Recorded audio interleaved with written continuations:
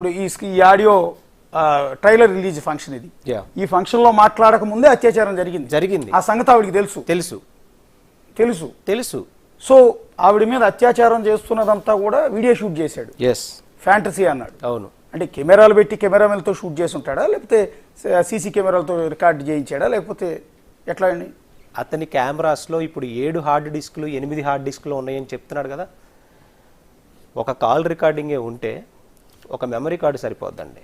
కానీ ఒక వ్యక్తిని నువ్వు ఇంటెన్షనల్గా టార్గెట్ చేసి లేకపోతే నీ ఫ్యాంటసీస్ని కోసం నువ్వు 8 హార్డ్ డిస్క్లు మెయింటైన్ చేస్తున్నావు అంటే ఒక ఆడపిల్ల జీవితం ఉందా, 100 మంది ఆడపిల్లల జీవితాలు ఉన్నాయా నీ ఫ్యాంటసీస్కి? ఇది ఆటోమేటిక్గా అదంతా కూడా ఇప్పుడు లేవనెత్తే సందేహం అదే. నెక్స్ట్ అవును, కేవలం ఈ అమ్మాయితోనే అయిపోయిందా, ఇంకెవరో జీవితాలను నాశనం అయ్యాయా అని. అవును. ఇక్కడ అర్థం కాదు ఏంటంటే, రేప్ చేసేటప్పుడు అమ్మాయికి కూల్ డ్రింక్లో మొత్తం మంది కలిపాడని మీరు అంటున్నారు. ఆమె అన్కాన్షియస్లో ఉన్నప్పుడు ఆమె మీద అగాయిత్యానికి పాల్పడి దాన్ని వీడియో షూట్ చేసి ఇది నా ఫ్యాంటసీ అని ఎవరికి చెప్పాడండి? ఆమెకే చెప్పాడు. ఆ వీడియో ఆవిడకే చూపించాడు.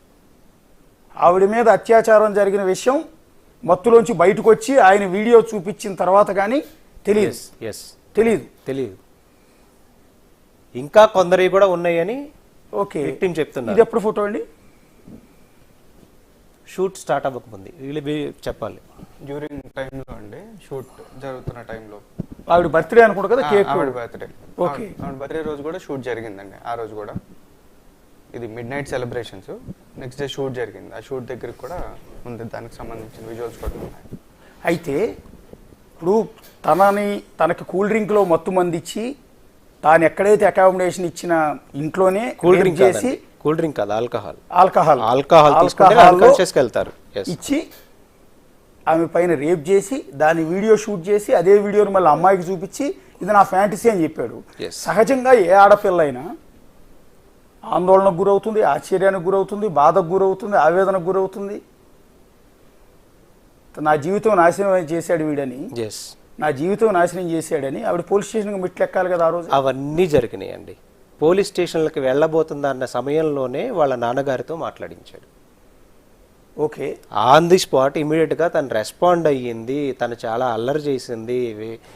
ఇవన్నీ జరిగినాయి.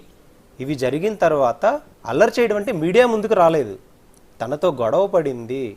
సో అన్ని సందర్భాలు ఉన్నాయి. అవి మీడియా ముందు వాళ్ళ నాన్న కన్విన్స్ చేయబట్టి, పెళ్ళి అనే ప్రపోజల్ని వాళ్ళు పెట్టబట్టి ఆ అమ్మాయి ఆగిపోయింది, ఆ విషయాన్ని బయటకు తీసుకొని రానివ్వకుండా.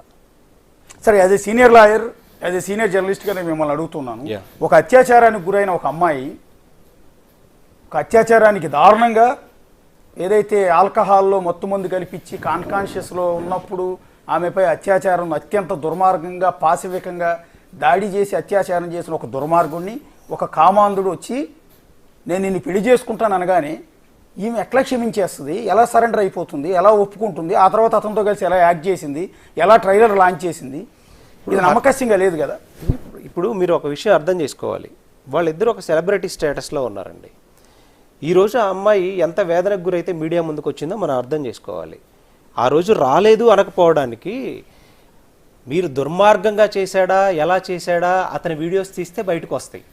అతను దుర్మార్గంగా చేసి ఉండకపోవచ్చు, లేకపోతే కేవలం వీడియోసే రికార్డు చేసి ఉండొచ్చు. అతని వీడియోస్ తను ఏం చూపించాడు అనేది మనం ఇక్కడ క్లియర్గా చూపించాం.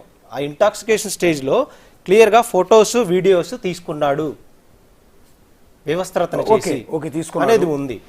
అది అతని ఫ్యాంటసీగా కూడా అతను చెప్పుకున్నాడు. ఫ్యాంటసీగా చెప్పుకున్న తర్వాత ఎప్పుడైతే వీళ్ళు లీగల్ ప్రొసీడింగ్స్లోకి వెళ్ళాలనుకున్నారు ఆన్ ది డే, ఓకే, ఇమీడియట్గా వాళ్ళ ఫాదర్తో కన్విన్స్ చేయించాడు. ఎలా కన్విన్స్ చేయించాడు? వీళ్ళ పాపులారిటీని అడ్డం పెట్టుకున్నారు ఫస్ట్. ఓకే, మీరు సెలబ్రిటీ, తను సెలబ్రిటీ, మీరిద్దరు సెలబ్రిటీస్గా ఉన్నప్పుడు మీరు మ్యారేజ్ చేసుకుంటే మీ ఫ్యూచర్ ఇంకా బాగుంటుంది అనే ప్రపోజల్ తోటి కన్విన్స్ చేయగలిగాడు. ఈవిడ ఎట్లా కన్విన్స్ అయిందండి? నేను అనేది ఈమె మీద జరిగింది ఒక పాశవిక దాడి. అవును. ఆమె విల్లింగ్ లేకుండా అత్యంత దారుణంగా ఆమె శరీరంతో అతను ఆడుకున్న ఒక ఆట. అవును. దాన్ని ఎట్లా క్షమించింది? పెళ్లి చేసుకుంటానని కానీ అలా ఎక్కొస్తే దేశంలో రేపిస్టులంతా కూడా ఇదే పందాలోకి వస్తారు. అదేదో తెలుగు సినిమాల్లో, పాత సినిమాల్లో కనిపిస్తూ ఉంటుంది. నేను రేప్ చేశాను కాబట్టి కోర్టుకు వచ్చి నేను అమ్మాయిని పెళ్లి చేసుకుని అమ్మాయికి జీవితాన్ని ఇస్తానంటే సరేనని చెప్పి అమ్మాయి తల్లిదండ్రులు ఒప్పుకుంటారు. అది పెద్ద కామెడీ సీన్ కదా. ఇప్పుడు చాలా సంఘటనలు ఇలాగే జరుగుతున్నాయండి. చాలా చోట్ల చాలా సంఘటనలు వేధింపబడిన తర్వాతనే పెళ్లి ప్రపోజల్స్ వస్తున్నాయి. ఎందుకంటే సమాజంలో వాళ్ళ పరువు పోతుందని, ఒక సామాన్య మహిళను తీసుకున్నా కానీ వాళ్ళ